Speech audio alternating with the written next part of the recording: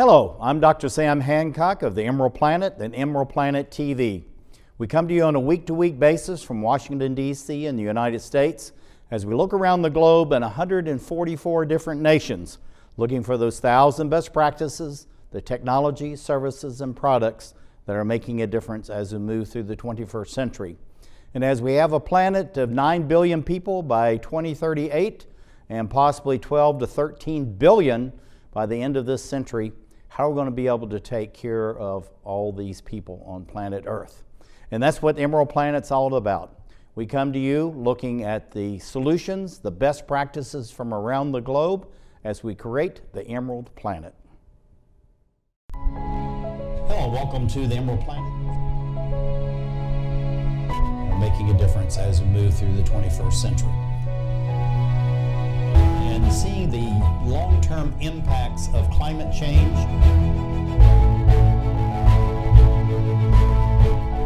We're glad to have you. Thank you for being with us.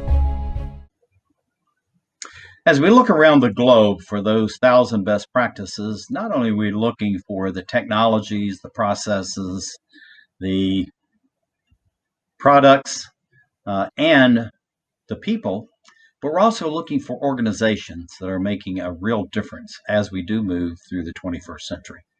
And one of those, of course, is the United Nations, a very important international body, but also something that we may not know so much about is the United Nations Association of the USA, and why that's so important and how it fits in to the global broader strategy of the United Nations. We have Farah X, she's the Senior Director of UNA USA, and about why it's so important that we have this organization within the United States. Farah, welcome to the Emerald Planet TV. Many thanks. Glad to have you with us. Tell us a little bit about the UNA USA, and then we'll say a few words about the Global and Sustainable Development Goals, and then we'll share about some of these that we're going to be covering in this program. Wonderful. Well, thank you again for having me on to talk about the United Nations Association of the USA, which is the largest grassroots organization of Americans who are dedicated to supporting the values and the principles of the United Nations. We have more than 20,000 members across the country who inspire, who educate, and who mobilize because they care so deeply about the United Nations. I think that's absolutely miraculous that you have that number of people, 20,000 people across the United States. That really says much about volunteerism, leadership among the population within the nation. But the Sustainable Development Goals, why are these so important? And exactly what are Sustainable Development Goals? Sure. The Sustainable Development Goals are really a blueprint that UN member states collaborated on and agreed upon as that guiding path, if you will, to lifting up those in poverty, to combating injustice, to combating climate change, etc. So these 17 SDGs, as they're known, are really the goals, and then there are sub-targets. So they're really an actionable way for each member state to also measure their progress towards each of these 17 SDGs. Mm-hmm. Well, you teed it up very well for both of us here because your tagline is the past, present, and progress. It's very interesting that you have that term progress in this motto. Why progress, and why is this incorporated in the Sustainable Development Goals? Sure. So rather than using the word future, which is infinite and not necessarily measurable, progress is measurable. And so it's really key for us as a nonpartisan advocacy organization to think about making a difference and measuring impact while we're doing it. So our members call their members of Congress and they say, we care about the Sustainable Development Goals, we care about the UN, so please ensure that this is conveyed at all levels of Congress and our U.S. government. Mm-hmm. I think that's very important. But looking at the global goals, it seems very broad, but at the same time, the fact is that each nation and the people within those nations can select out of there what suits them best. How were these selected, and why were they selected across such broad spectrum of the world? Right. So the SDGs are actually kind of a second iteration. First, there were the Millennium Development Goals. And so those were measured and evaluated. And then there was actually this great consultative process for a few years where citizens of the member states actually came together and raised their hand and said, these are the things that are important to my country, to my community. And so collectively, they sat around the table as member states and said, these are the 17 goals that will help us all to achieve prosperity, justice, and reducing the effects of climate change. And when you look at the names on these, I thought these are very interesting naming protocols as far as these 17 sustainable development goals. But you look at it, they really go to this notion of progress. And I think this is something that all seems to fit very nicely together. Looking at Sustainable Development Goal number 8, tell us a little bit about that. And we're going to go through some of those that we're going to be talking about more specifically. Sure. So 8 is decent work in economic growth. And I do want to mention that all 17 of the SDGs are very interrelatable and very relevant to each other. So for number 8 in particular, that might be considering a living wage, that might be access to opportunities to work. And so various UN agencies kind of focus on, for example, the International Labor Organization, ILO, focuses on this goal in particular. So there's really a goal for everyone and every UN agency to kind of address. Now, climate action, this is something climate change, climate action, environmental protection, taking care of Mother Earth. This is something that really is becoming universal as far as a goal, and any of these 17 can incorporate this climate action. So, why climate action itself? I think climate action, that the term is fantastic because it doesn't talk necessarily only about climate change. It talks about action. What are the things that we can do? And we being not only Americans, but we being global citizens, what can we do to ensure a reduction of pollution, of our oceans, of our air? So climate action, as you alluded to, is very comprehensive and can be broad. But I think that's a fantastic way for someone who's interested in protecting the climate to learn more about active engagement. Yeah, and that's what I was saying earlier about the Sustainable Development Goals. It's actionable labels as well as this progress. So I think that it all matches very nicely together. Partnerships for the goals. Partnerships are critically important. Why and how do we achieve partnerships when you're, in essence, incorporating the entire planet in that?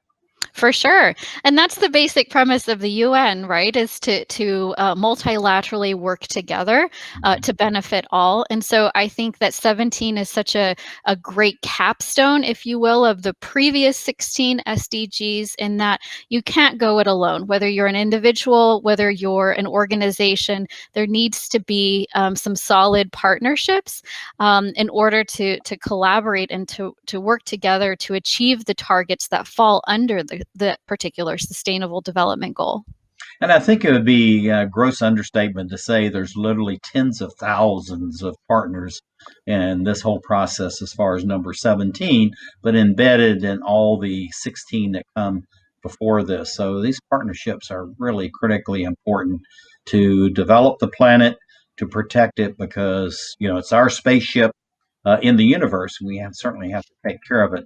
These young eyes, why are children involved at such an early age with the United Nations Association of the United States? Yes, we are really fortunate that more than 60% of our members are our youth members. And it's never too early to start thinking about how you have civic responsibilities and how to take civic action. So even if you're under the voting age, it's important to recognize that you have responsibilities and you have a duty within your community to think about. You see the photo here of the young boy holding up Life Below Water. That's one way that he can basically harness his passion potentially for life underwater and make a change that will impact him later on in his older years. Now, we keep talking about the green Earth, but a friend of mine says the Earth is blue. Of course, it's covered, well, almost 3/4 or more with water, so that makes perfect sense. So, all of our youth need to understand this, the interaction between the land, the air, and everything else that's going on around it. As far as water is concerned. So it's amazing they're starting at such a young age to do this. Global Engagement Online Series. What is this? I didn't even know about this. Otherwise fondly known as GEOS. It's basically our answer to having virtual programming that connects average Americans who may not know anything about the United Nations or may be interested in learning more about the United Nations, and providing them with programming year-round that connects them to UN special experts, to relevant UN topics, etc. And as you mentioned, there are so many UN agencies that we would have programming for many, many years to come. Yeah, I just think it's fantastic. And I like these taglines. This is so clever. United for our future. United Nations. I mean, it's just everything is so clever in what you're doing. Looking at developing leadership now for the 21st century, this tagline is very, very important. But why do we want youth to be involved before they graduate from even middle school, high school, university to become involved? And actually be leaders today, not just waiting for some magical time in the future. Right. At UNA USA, capacity development is a really core benefit of being a member of the movement. And so what we offer are, as you saw with GEOS, programming. We also have a lot of educational initiatives. So all of these are to bring not only young people, but seasoned advocates together and have them continue their leadership trajectory as they want to take more action, as they want to contact and communicate their members of Congress to convey the importance that they feel that the U.S. has as a good and solid relationship with the United Nations. Yeah, I'm looking at this, and this is something that we keep talking about: youth, the citizens of the future, the leaders of the future. But what you're saying, Farah, is very true. Is that they're leaders today? They don't have to wait to the future. I mean, it's right now when they need to be involved, and that energy and the innovative nature, inquisitiveness, the wonderment of being involved, I think is just absolutely fantastic. We're going to go out on this. Why women in the United Nations, and why is it so important that we engage females, young girls to be involved today as leaders? And then we're going to go out on that. What a great thing to go out on. Of course, with women and girls being 50% of the world's population, it's important that they also have a seat at the table to make decisions that resonate and have an impact on women and girls.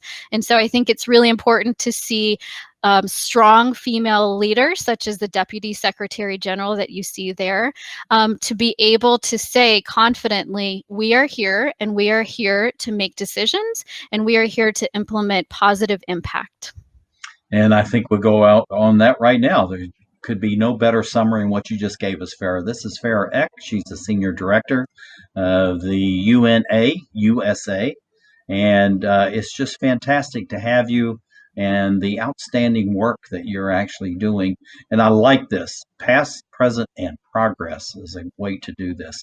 Thank you for being with us as we create the Emerald Planet. Thank you so much.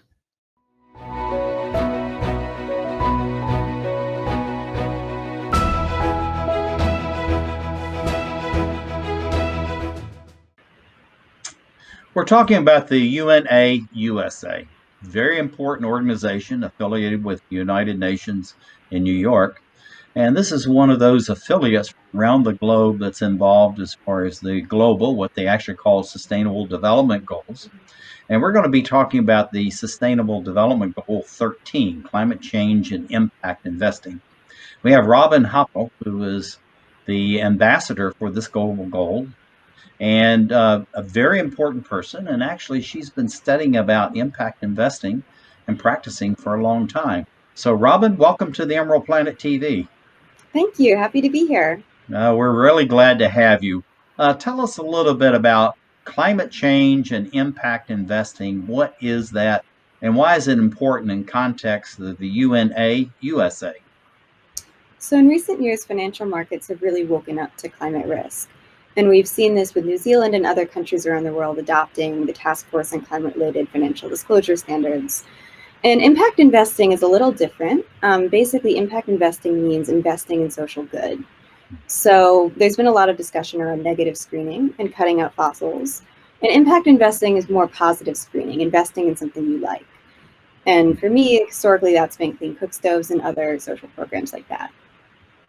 I think that's really important, this impact investing or social responsibility. I mean, there's many different names that's been given to this over the years. But the impact investing coming through this climate change, why is that so important to think about impact and investing? How do we nuance those two words together? So I mentioned clean cook stoves. My business school and undergrad previously worked with the Clean Cooking Alliance, which is affiliated with the UN Foundation. And they really focus on the people who are impacted by greenhouse gas emissions and by climate, which is predominantly women in developing countries. So I think with climate risk and finance, there's been a lot of discussion of like, oh, are banks going to lose money on fossils? And I think it's important to also look at the people who are directly impacted by climate, in addition to financiers themselves. So that to me is what makes impact investing, well, so impactful.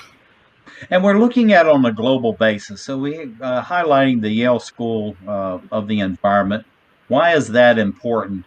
But it really is, if you look at all the institutions of higher learning, even in the high schools, down into the middle schools, all the way to elementary schools, everyone is talking about the environment, climate change.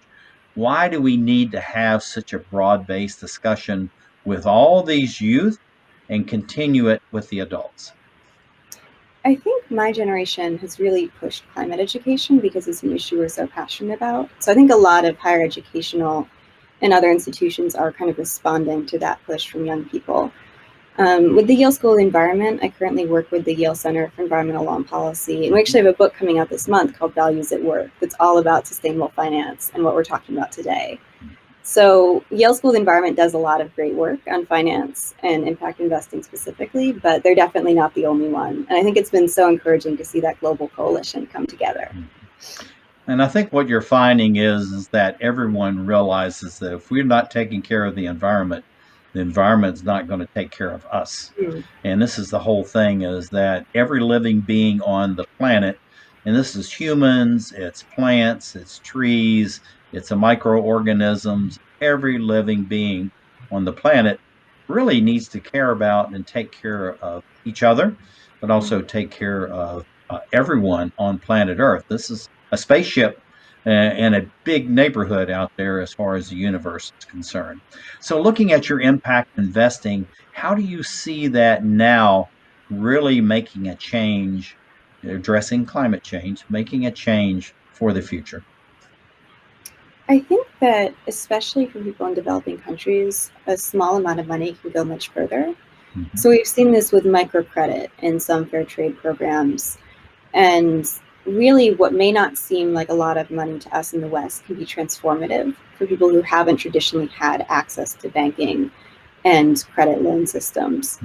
So one of my professors in undergrad actually has a startup called Spesnova that includes microcredit, and he told us so many really inspirational stories about people who've never had access to reasonable interest rates before in their lives. Now, looking at the Global Engagement Online series, how is that helping you as far as your outreach is concerned? And maybe we should define what is this Global Engagement Online series, but how is that really translating into including everyone now, or at least the opportunity for everyone to be involved as far as climate change and impact investing? Yeah, I think COVID has really transformed all of our lives. And that has brought some opportunity to connect in ways that we haven't before. So I know EmeraldPlanet has made a really heroic effort to go online, and I appreciate everything you all are doing. The UNA has basically supplanted some of our in-person events with GEOs. So we've been having panel discussions and other events to really connect students with people who work with the UN. Because obviously with COVID now in New York, it's harder to tour UN headquarters or have that traditional level of access that a lot of us NGOs had previously. Right. Well, and we said never let a disaster like this go to waste. So we've actually produced 30% more television programs since this is all happening around us on a global basis. And we think that's very important, that we always have to be innovative, but not be reactive. We need to be proactive. And I think that's exactly what you're doing. I think this is a very cute sign. I've seen this before. What does this really actually mean? I think it means that although some people have said like, oh, we'll go to Mars, we'll live on the moon, like these very kind of 1960s sci-fi visions, for a lot of people that isn't realistic. So for me, thinking about people living now in the developing world, I have friends in the Philippines who've been really impacted by recent typhoons. I think the reality is we need to save this planet because not everyone on this planet is going to be able to escape. So saying, we may have some billionaires on Mars during my lifetime, that isn't inclusive of all of us. So, and also it takes millions of dollars to get there. I mean, they have, you can ride in space, you go up and you come down. This is not actually being part of a colony. But I understand the price tag could be $20 million just to do that. So this is not viable for a planet that's going to 9 billion people by 2038. We just don't have transporters for that many people. But climate change ahead. Really, it's climate change is already behind us because it's happening now. So what do we need to be thinking about? It's behind us, but it's also in front of us. I think being able to cope with disruption, I think you put it very well previously talking about COVID. We need to be able to react to disruptions in our lives, but also be proactive. So this past spring, I was working with the UN Environment Program to basically move World Environment Day online because of COVID. And we were actually able to include like a much broader coalition of stakeholders. Like we had students from, I think, over 150 countries come to our virtual event, which was really incredible. And I think it shows that if you kind of take advantage of new opportunities, you can turn crisis into a turning point. So, it can be hard to be optimistic right now, but I try to be. Well, the whole thing is, in a sense, what we're doing, Robin, we're really practicing the now for our future. And things were clicking along for 3 or 4 decades, but I've been advocating that we need to be more of a virtual world for at least the last 2 decades and even before that. And so that's really where we are as far as humankind is concerned. But getting youth involved, again, leadership today for the future as well. Why do we need to be doing this, and how does the UNA USA really help mold, shape, and motivate these youth to really be engaged today and tomorrow? I think meeting people where they are is really important. Just looking at this photo is kind of eerie to me, like how different the world was before COVID. So I think being able to adapt and meet everyone sort of where they are. And for students, that's typically in schools and colleges. So we have a lot of school and college chapters. We really encourage people to get involved or start their own chapter if they like. And I think having young people involved is important because we are often disproportionately impacted by climate change. So I work with sorry. No, I was just going to say you have 60% of the membership of the UNA USA, and that's an incredible number, 60%. Yeah, young people are very involved. I know many UNA events I've gone to have had really incredible diversity of young people from colleges all around the country. Well, and you're with kindred spirits, and that really helps in what it is you're doing. Now, going to this ripple effect, impact investing, tell us what this symbolizes, the ripple that we have right in front of us. I think giving people, especially women, the opportunity to start their own businesses can be really transformative. So there's an old saying, if you educate a woman, you educate a village. And I think that's really been shown by a lot of development programs, is if you give women the opportunity to start small businesses, whether that's selling clean cook stoves, whether that's like small scale solar, she really pays that forward, and she's more likely to hire other women she knows, and she really passes that wealth along to her children and her extended family. So yeah, I think it is really inspiring. Well, I think the whole thing about it too is this is something I learned when I was doing my doctoral work, but I've been in 98 different countries. And what I observed is women are the backbone of not only their family, communities of faith, and all that, they're the backbone of the economy. And this is something we have a tendency to forget.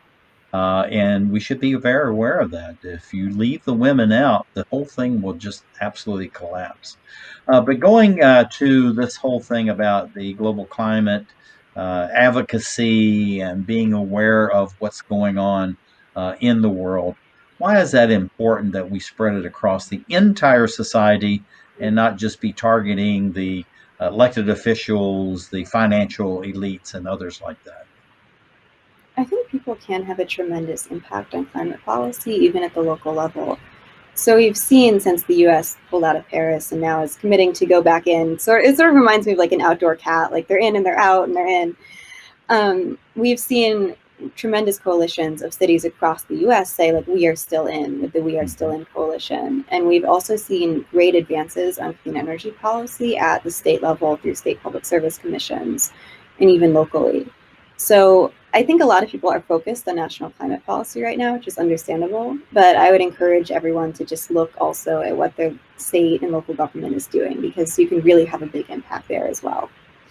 Yeah, in many cases, the United States, the federal government is behind in many of these advocacies and also even global awareness.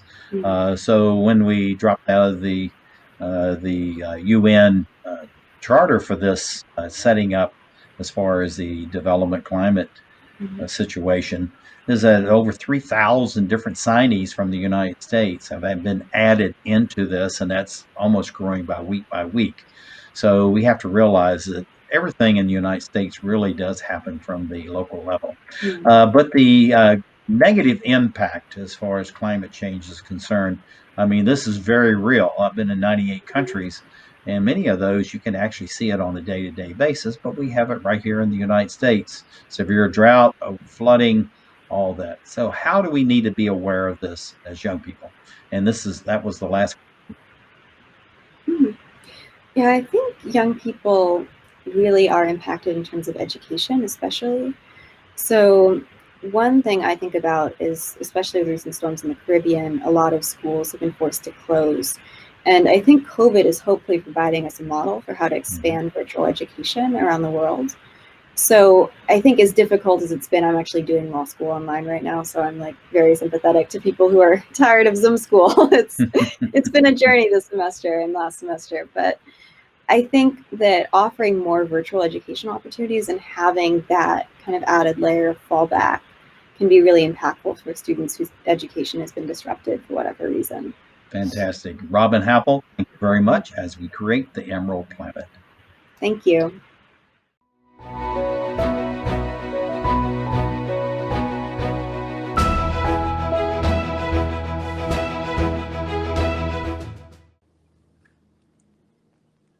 As we look around the globe for those 1,000 best practices on the EmeraldPlanet TV, we're also looking for the organizations that are making a change as we move through the 21st century.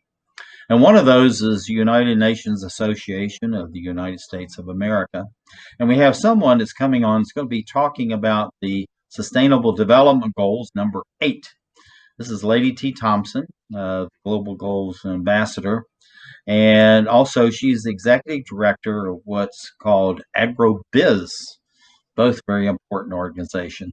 Lady T, welcome to the EmeraldPlanet TV. Thank you so much for having me on. It's a privilege and an honor for myself. Glad to have you here. Looking at the USA, why is it so important for you to be involved with this association?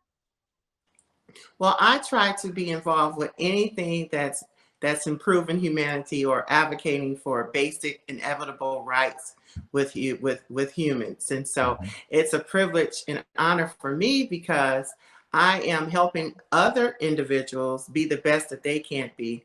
Oftentimes you have marginalized communities that can't be the best that they can be because they don't know, because they haven't seen it within their communities, and or they've had huge instances of manifestations of crises after crises. So it's a privilege for me to be engaged with something so positive. Now that's fantastic. So the UNA USA really is a positive organization, and we've been around them for many, many years.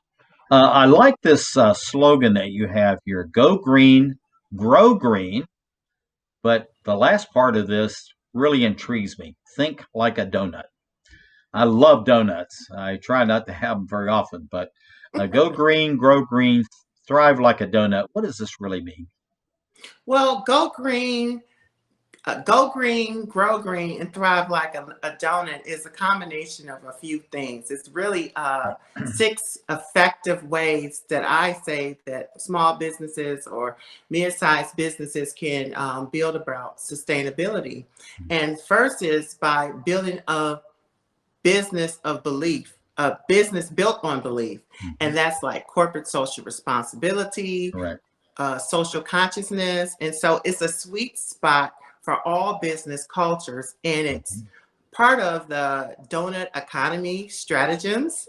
And so that's what I mean by that. The second part to my 6 effective ways to build sustainable businesses to go green, and thrive like a donut is sometimes you have to actually stand still and embrace change. What do I mean by that? Oftentimes you have companies that, oh yes, we're doing a great job. We are recycling internally, but guess what? Their practices or their business strategies don't necessarily incorporate additional green services or products. So I encourage small businesses or solo businesses or micro firms to think about how to solve solutions that's not currently in the marketplace with a green edge to it. Yeah. And also, too, this image really goes to speak to that as far as the global goals are concerned. The saying development goal of number 8, why is that so important as far as the 17 sustainable development goals? Well, going back to the growing green, going green, the best way to predict the future is to create it. And you have to create job opportunities, and you have to give economic development to people who need it most. And what I love about the goal 8 specifically, it's the best way to bring about reinvention and innovation in a way that's simple. And I love to use the analogy about from 1986 when John S. Pemberton created the flavor syrup that we now know as Coca-Cola. Coca-Cola is known globally, and Coca-Cola has had different versions and different value-added positionings, from its unique contoured bottle to historical marketing campaigns. But it has continued to have a spanning portfolio of creating jobs around the world. And even today, it has billions of dollars of revenues, and it drives a diverse portfolio that includes merchandising products. So it has created decent work and economic growth worldwide, not just from where it started in Atlanta. Now, it's very interesting how these are progressive, actionable titles for each of the 17 sustainable development goals. Decent work.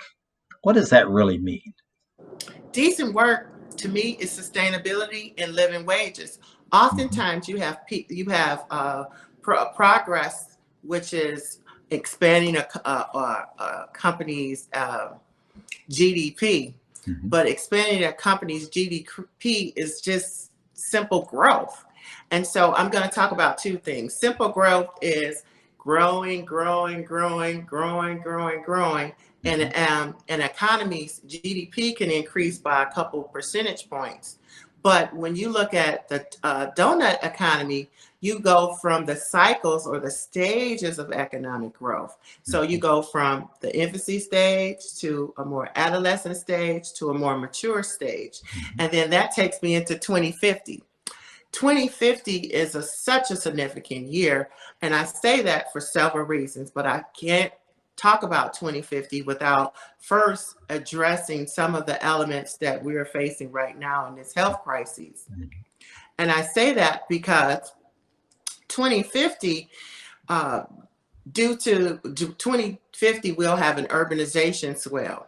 But currently, right now, my organization, AgroBiz.org, continue to expand agricultural success and training and change management and cooperative development and capacity development because of the impact of food insecurity.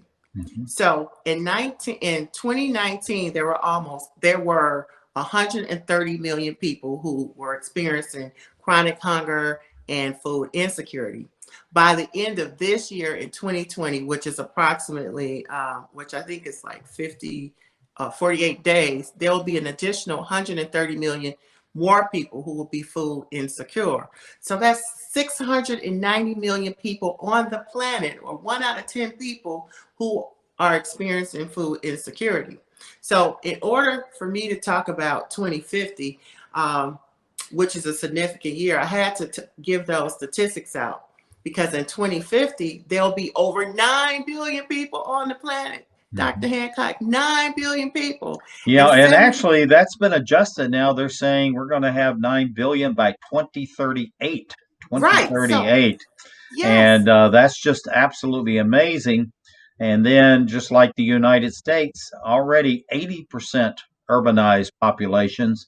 But the interesting fact about this, Lady T, is that Brazil, you think of Brazil, huge country, the Amazonia, you think everybody's kind of like the United States are out west somewhere and riding in this wide open territories.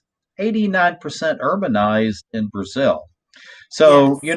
That gets to really your point as far as AgroBiz and .org, and then also about the Global Goals Ambassador work that you're doing, is that we really need to be looking today and collaborating today in order to get ready for this kind of magical 2038 or 2050.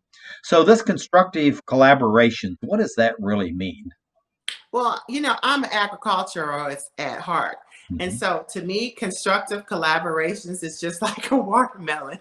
And I say that because my family, they love watermelons. Let me tell you, they truly love watermelons.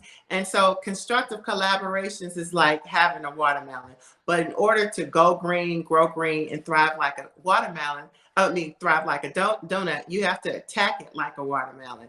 And I say so by, you have to work with all types of stakeholders. You have stakeholder engagement from nonprofits, NGOs, to commissioners, youth organization, women organizations, commodity associations, ministries, commissioners, governments, municipalities. Everyone has to be involved in order to have a constructive collaboration. And so when you do so, it's like taking a watermelon seed. In order to get you first have to take out the watermelon seed to have what I call a shared vision. And you do so by getting everybody in the room so that they can actively listen to what you have when you pull out this watermelon seed. And then secondly, you need a fertile ground. And so the fertile ground is like establishing the expectations of what you're going to do with the collaboration. And then the third piece is it's taking a watermelon and saying, okay, I have this seed, we have the fertile ground, but the next steps are we have to plant it. It's time to plant it. And so it's a great representation of planning, implementing, and executing whatever the vision is, the shared vision. And then fourth, you have to sow the watermelon seed 1 inch into the soil. And that's establishing community engagement, because if you don't engage the community, the collaboration doesn't work. And then fifth, I say, is, every ground has to be watered and have cycles of watering over the course of the planting season. And so stakeholder engagement is just like that. All stakeholders must keep their promises. But last but definitely not least, once the watermelon is harvested, the watermelon can be sliced and everybody can get a piece or a slice of the watermelon. And that's what I call constructive collaboration or I think economic that's teamwork. absolutely fantastic. Looking at moving forward with youth, young girls, women, you're going to give us some examples of some of the work that you're doing here. Why is it so important for you to go back on the African continent and have this give back there from the United States to the African continent, but then allow the African continent and the people there to give what they have, their best, to the United States? Well, I think there's a couple pieces to that. The first is 70% of the world's arable land is on the continent. And for me, it goes back to, as I mentioned before, it's the same group of marginalized communities, whether it's the poor, women and girls, or brown and black, indigenous or First Nations, and persons with disabilities. They're the first to be impacted, crises after crises after crises. So we need to have a new equitable and sustainable world for everyone. So that's why I have concentrated on the planet. And then another piece goes to gender equality. Gender equality is very important because when we think about who the decision makers are, guess who they are? They're not necessarily women. And so women and children are the first to be impacted, but they're not necessarily at the table. So 75% of all parliamentarians are men. 73% of all managerial decision makers are men. 67% of climate negotiators are men. And 87% of people at the peace table are men. And guess what? We must improve sustainability of living wages and economic growth at the decision table. Why? Because we cannot eat coal and we cannot drink oil. Yes, that's absolutely the truth. Thank you, Lady T. Thompson, as we're looking around the globe to create the Emerald Planet. Thank you for having me, sir.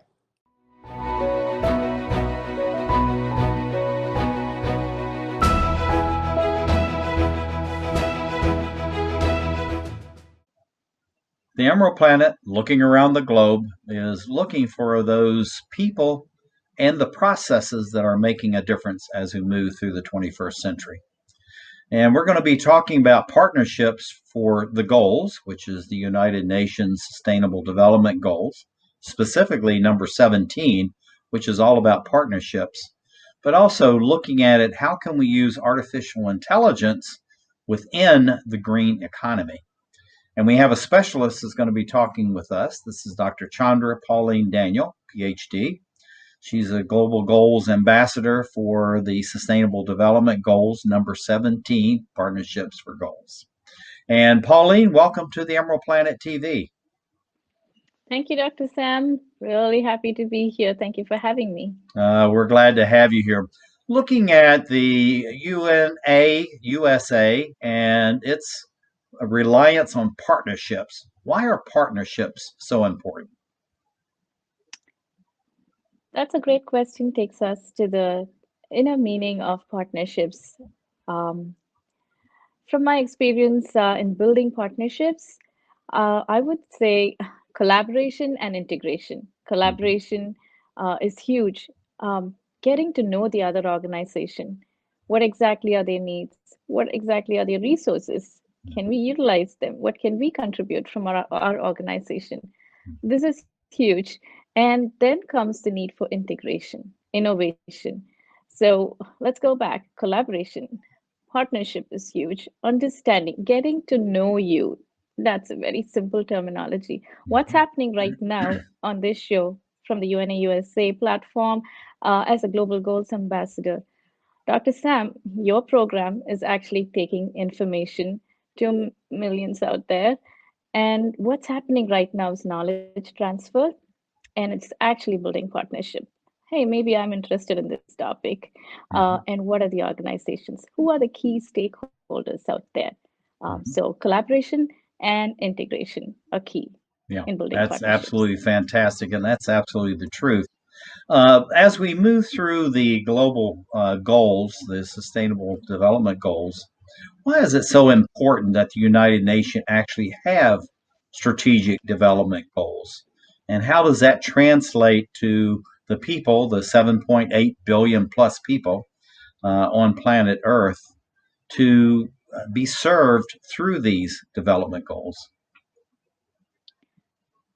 So my response to that question, I like that question because the Sustainable Development Goals, the 17 goals, cuts across all industries, the needs of each industry, reaching out to the community, to the nation, the continental needs. So taking a country, the 17 goals, you talk about no poverty, increasing education, and there is one specific goal to address each of the components that increases the GDP of a country. We're talking about going green, and it's a decade of green economy. We want to utilize specific goals. What are goals in the first place?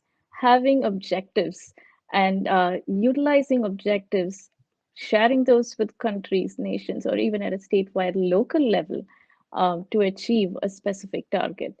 And when we have it laid out at the UN as 17 goals, now it becomes an indicator of how well is each country doing on each of those goals.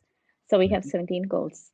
Mm-hmm. Um, Mm-hmm. and I contribute to number 17, as Dr. Right. Sam mentioned. Mm-hmm. Now you have I'm going to go over this one, the artificial intelligence inside the green economy. Come back to that in a minute. But you have a long legacy in this, and I think this gentleman sitting right here has a personal relationship to you. Oh, yes. That's my late granddad, Mr. K.R.R. Pandian. And he retired from UNICEF as a UN official. The little girl right next to him, that's me.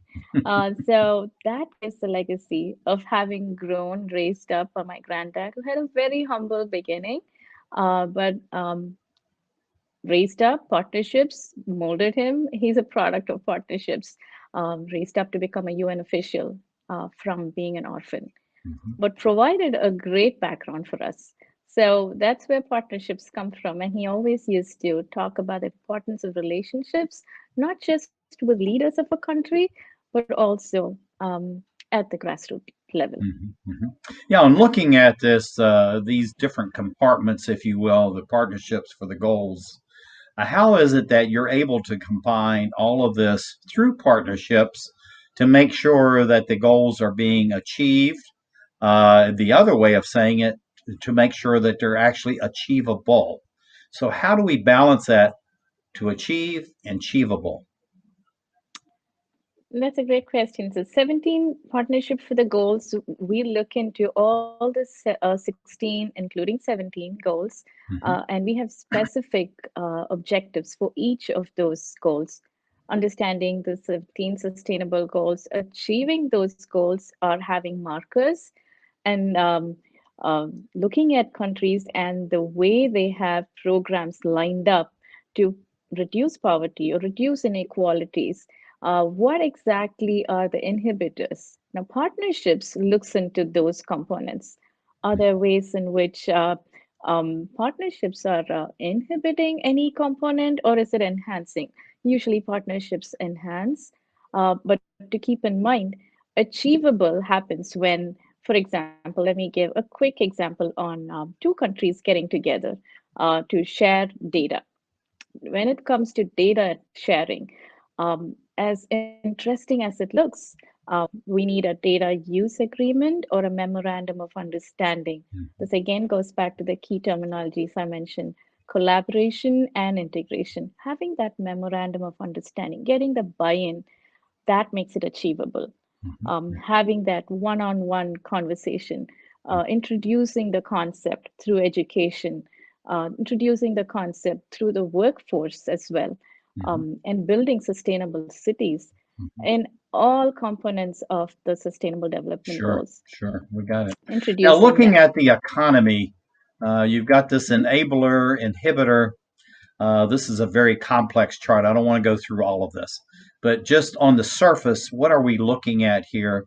And why is it important? We've got 8, 9, 10, 12, and 17 as the Sustainable Development Goals mesh together here for the economy. In a sentence or two, why is this important? Here, what you're looking at on the chart is the impact of AI on 5 areas. Why is it important? You see the extent to which AI is enabling or enhancing decent work and economic growth, and the extent to which innovations are enhanced because of AI. You can also take a look at the extent to which inequalities are reduced because of AI. There's also a little bit of inhibition if you see the orange component there because of bias and disparities which are generated over a period of time, which is supposed to be controlled by human intelligence, which is why you see the higher number of orange inhibitors there. Right. And a higher impact in responsible production and conservation of energy and partnership. Looking at decent work, AI helps with recruitment, helps with applicants matching skill sets to the job. For example, the Zoom right now, as we talk, we're going to have very soon interviews as well. Everything 100% if it goes online. AI is going to be looking at body language, understanding, well, is this person a public speaker or not? Or is this person more of a writer? So as much as you think AI inhibits a workforce, it actually enhances the decision-making process and places person at the right, in the correct role, which enhances the economy That's of a country. absolutely fantastic. Now, this is, I'm going to skip through this one, but this whole thing about, your work with the law enforcement, working with AI, and then back into the United Nations. Why is the United Nations so important to coalesce partnerships that maybe many people would not think of as being able to be partners, among countries, among warring states? Yet through the United Nations, all of a sudden they're able to communicate and share with each other in ways that people cannot even conceive. I like that. That goes back to just the term United Nations. It has its magic. And the impact that UN has on member states and other countries as well is bringing leaders to the table. What you see at the UN, when I worked at the World Health Organization, is noticing not just the world leaders, but also people from the grassroots, the consumers represented there, given an equal standing, trying to make sure that the country's needs and the goals are met, not just by policy leaders, but also having researchers from grassroots level provide that information. Well, that kind of coalition happens and enhances productivity because it's a learning between countries, and that happens at that table. Now, looking Makes at it these easier. 10 greenest countries, why is that so important? The Green Economy Index, Global Green Economy Index, is the score that you're seeing right here as in the top greenest countries. It is important because the Global Green Economy Index looks at the green performance or the economic performance of each country. How does the leadership perform? How are they performing in climate actions? How are they performing in their building, transportation, tourism, fisheries? These generate revenue for the country. Now, looking at national intelligence, and we're getting to the end of our interview, we're running out of time. But how is this so important that you have these diverse people, diverse cultures, diverse nations, even peoples within nations? You see the emblem of the United Nations. And I'll make this my last question. Why is this body so important to foster and enhance partnerships? And you have about 30 seconds to do that. Great. That's, again, UN brings a huge platform for us, the UNA USA platform where I am working right now, and also the World Health Organization, where the picture that you see right now is the partnership built by UNAIDS, the director of the innovations of UNAIDS, bringing Harvard Medical School, introducing an AI project which assesses the bone age and radiographic diagnoses of chest x-rays for TB. That's done by Dr. Sheen Hodol at the Harvard Medical School. It was introduced in India. And building that partnership became easy when UNAIDS stepped in and called leaders from the government together.